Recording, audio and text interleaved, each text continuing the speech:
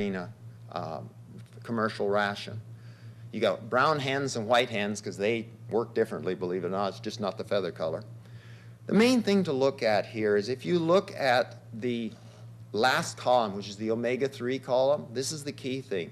You'll see that the CHIA had 10 and 13% fatty acid percentage. If you go up to flax, it wasn't nearly as effective. And even the fish meal didn't work as well. So compared to the control rations, the normal ration, you can see how much we can increase the omega-3 content and make the eggs much healthier. We also fed it to chickens to change the chicken meat.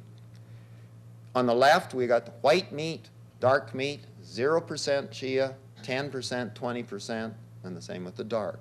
You'll see how linolenic, that's the last column, that's the omega-3.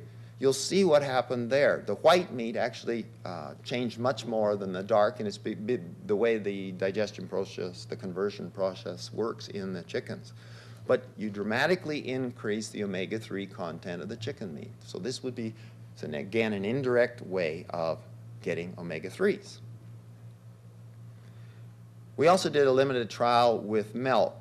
And what we found, feeding it to cows because of their digestive system, the rumen and so on and so forth, it's much harder to do. But we did increase the linolenic and linoleic contents. We decreased the cholesterol content, and we decreased the total fat content. So it was much healthier. And we're trying to, do some more extensive trials. Where to now with CHIA? So we've taken this in 15 years. We're trying to increase public awareness that this is available, and it is something that is very, very healthy. And what we're hoping for is as demand increases, production's going to increase, production costs are going to go down, and the price is going to go down. So if you want more information on CHIA, there is the book. It's at the bookstore. There is a website, Eat CHIA, which has some information. It's not as extensive as the book, but it covers a lot of it and it's got information on the codices. And so this would be where you can get information. I'll open it now to questions. The thing is, like I said, afterwards, anybody wants to come and try some of this CHIA, if you have other questions, that's fine. From the Eat CHIA website, you can go and purchase it. There is a couple stores in town that are stocking it here at different prices, so you need to shop around. Questions, if you have any. If you'd go to the microphone, please, so that, because this is being taped, they might not hear you. Thank you very much for speaking today. It was very informative. My question is, are you currently aware of the University of Toronto's research on the Salba seed that they're currently trying to market? Yes, I am. Salba is just CHIA. There's nothing magical about Salba. Salba, they are trademarked that. That's all they did.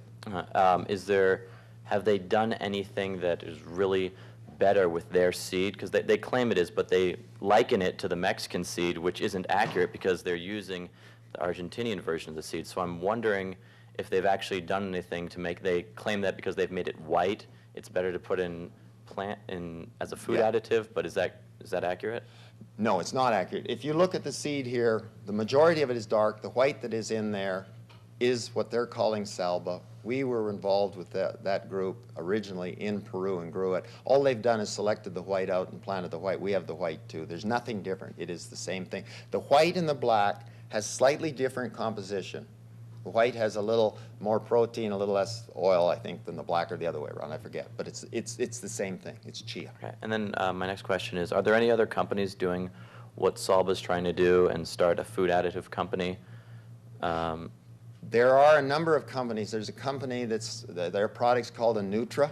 There's one out of Chile that's called Benexia, something like that. They're just trying to trademark it. It is the same plant. It's the same source. Everything came from south of Mexico. So it's all the same thing. Remember, we started this 15 years ago, and to develop something that's so different, you're not going to develop in 15 years. So. And there's a lot of companies have expressed interest. They're going to be products coming on. There is one now, bar. It's called Coco Chia bar. You can see it on the internet, and it's actually produced by somebody that developed it at Tubac. But there's a lot of companies. There's going to be some chips coming, we think. There's a number of issues. But all right. Thank you very much. Thank you for your question.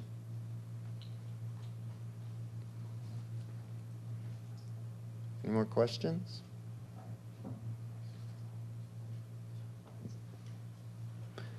Thank you, Dr. Coates. Appreciate your speech. Let me present you with a plaque and a gift certificate to the bookstore. Next week, Suzanne Cummings is going to be talking about the Constitution, so bring a friend, and we'll see you all next week. And thank you, Dr. Coates. Thank you.